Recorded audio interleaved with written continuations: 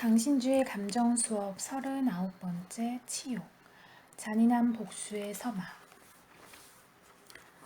간만에 장인어른 그리고 사랑스러운 아들과 딸이 한자리에 모였다. 인생에서 부족한 거라곤 하나도 없는 외과의사 헨리 퍼론에게 모처럼 온 가족이 모인 행복한 저녁 식사 시간이 찾아온 것이다.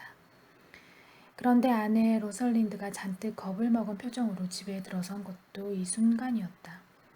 뒤에 칼을 든 박스터와 그의 똘마니의 그림자와 함께. 헨리의 뇌리에는 낮에 있었던 교통사고가 즉각 떠올랐다.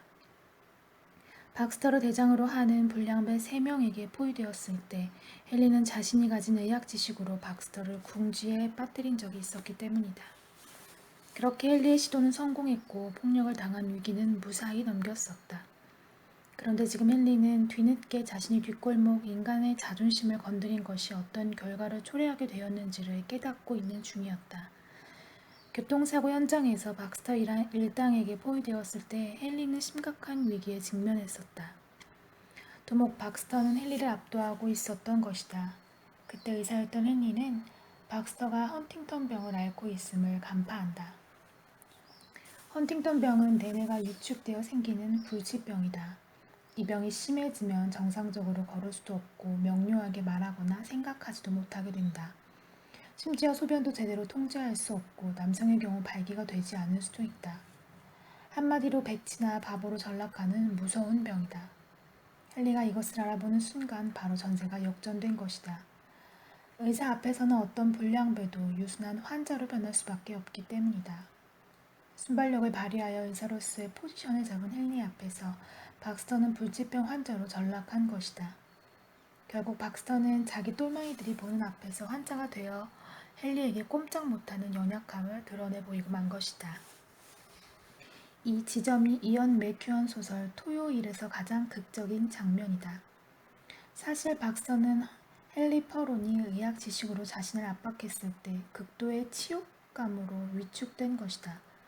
환자라는 포지션에 던져진 순간 박스터는 똘마니들 앞에서조차 온순한 모습을 보일 수밖에 없었다.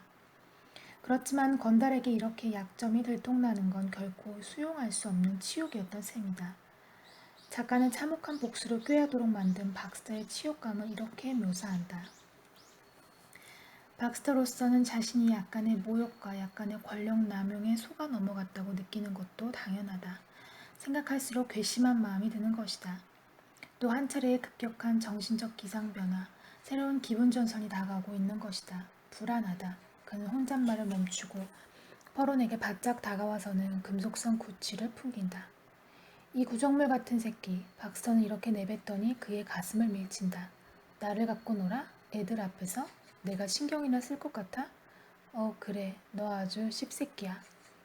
의사와 환자라는 프레임에서 우월한 지위에 있는 사람은 의사이고 두목과 똘만이라는 프레임에서 우월한 사람은 물론 두목이다. 접촉사고가 났을 당시에 헨리는 박스터와 두 똘마니들보다 열등한 지위에 있었다. 체육관에서 몸을 단련하는데 대부분의 시간을 보내 강건한 뒷골목 건달 앞에서 도서관에서 평생을 보낸 나약한 외과의사가 얼마나 힘을 쓸 수 있겠는가. 그렇지만 순간적인 기지로 헨리는 무지한 박스터에게 의사와 환자라는 거미줄을 던졌다. 한순간에 헨리가 건달들보다 우월한 위치로 역전된 것이다. 당혹감을 느끼지 않을 수 없었지만 박스터로서는 어찌할 도리가 없었다. 자신도 모르게 여느 불치병 환자처럼 지푸라기라도 잡고 싶은 심정으로 온순해져서 헨리의 진단에 귀를 기울이고 있었으니까. 어쩌면 박스터의 반응은 너무나 자연스러운 모습 아닌가. 아무리 폭력적인 사람일지라도 자신의 생명에 영향을 미칠 수 있는 의사는 어쨌든 신과 같은 존재로 보일 테니까 말이다. 박스터는 심한 치욕감을 느꼈다. 똘마니들 앞에서 나약한 외과 의사에게 좌지우지되는 모습을 보였기 때문이다. 작가는 박스터의 치욕을 다음과 같이 근사하게 묘사하기도 한다. 장수가 우유부단하였으며 대원들은 투항했으니 더 이상 치욕은 있을 수 없다. 그렇지만 그는 이미 외과 의사 헨리가 던진 거미줄, 그러니까 의사와 환자라는 그물에 걸려들어 버렸다.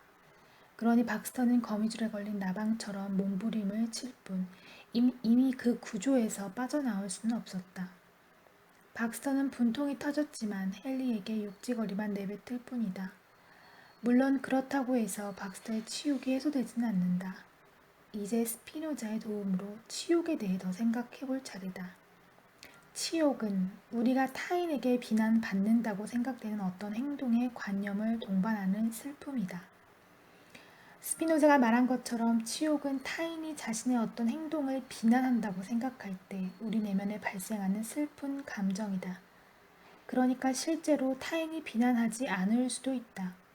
중요한 것은 타인이 비난한다고 우리가 생각하느냐의 여부이기 때문이다. 실제로 타인이 나를 비난하고 있지만 본인이 그것을 비난이라고 생각하지 않을 수도 있다. 그러면 치욕을 느끼지 않을 것이다. 반대로 타인이 나를 비난하려는 의도가 아닌데도 내가 비난받았다고 생각한다면 그때 치욕을 느끼게 된다는 것이다. 박스터의 경우도 마찬가지다. 자기 똘마니들이 실제로 박스터를 비난했을 수도 혹은 비난하지 않았을 수도 있다. 그렇지만 박스터는 그들이 두목인 자신을 비웃고 있다고 생각한 것이다. 뒷골목 세계에서 유일한 자긍심은 쫄개들로부터 존경받는 것 아닌가. 그런데 지금 박스터는 졸개들이 보는 앞에서 어딘가 장애가 있는 불치병 환자로 대접받았던 것이다. 더 심각한 것은 헌팅턴병에 걸려서 말이나 행동도 제대로 못하는 바보, 혹은 소변도 못 가리고 발기도 안 되는 무기력한 남자가 되어버렸다는 박스터의 열등감일 것이다. 사회적인 영향력이 없는 남자들이 자랑할 것이 무엇이겠는가? 그것은 짐승과도 같은 야수성과 과감성 아닌가? 그것은 바로 동물과도 같은 판단력과 왕성한 정력으로 상징되는 것이다. 헨리는 바로 이것을 건드린 것이다. 그러니 헌팅턴병이라는 의사의 진단 때문에 박스터는 똘마니들이 자신의 권위를 조롱하게 되었다고 생각하는 것이다. 누가 바보의 말을 들을 것이며 누가 성기마저 제대로 작동하지 않는 무력한 남자의 말을 들을 것인가. 아무리 뒷골목의 건달이라도 이런 경우 치욕을 느끼지 않을 수 없게 된다. 지적이라고 확신하는 사람은 자신의 무지가 폭로되었을 때 치욕을 느끼는 것처럼 거친 야수성을 자랑하는 건달은 자신의 허약성이 폭로될 때 치욕을 느끼기 마련이니까. 행복이 예감되는 저녁 만찬에 박스터가 똘마니들을 데리고 난입한 것, 이것은 치욕을 갚기 위한 불가피한 선택이었다. 똘마니들에게 자신이 헨리보다 우위에 있다는 것을 보여주지 않는다면 어떻게 치욕을 되갚아 줄 수 있겠는가? 박스터가 취할 수 있는 방법은 사실 단순하기까지 하다. 의사와 환자라는 프레임을 찢어버리고 터프한 건달과 나약한 시민이라는 프레임을 받아들이는 것이다. 잊지 말자. 뒷골목 건달에서부터 상류층 인사까지 인간이라면 누구나 타인으로부터 좋은 평판을 받으려는 욕망을 가지고 있다는 사실을. 물론 이런 욕망은 허영일 수도 있고 덧없는 인간의 자존심일 수도 있다. 그렇지만 이것이 바로 평범한 우리 인간의 자화상 아닌가. 이런 허영과 자존심이 좌절되었을 때 인간은 치욕감에 몸을 떨게 된다. 치욕을 푸는 길은 그것을 가져다 준 사람에게 복수하는 길밖에 없다. 명예를 되찾는 유일한 방법인 셈이다. 토요일 헨리가 당혹감 속에서 알게 된 것도 바로 이것이다. 타인에게 가한 치욕은 언젠가 예상치 못한 파국을 낳을 수도 있다는 사실을. 그것이 어떤 종류의 치욕이든 치욕을 가한 사람은 치욕을 받은 사람에게 치명적인 보복을 당하리라는 사실을.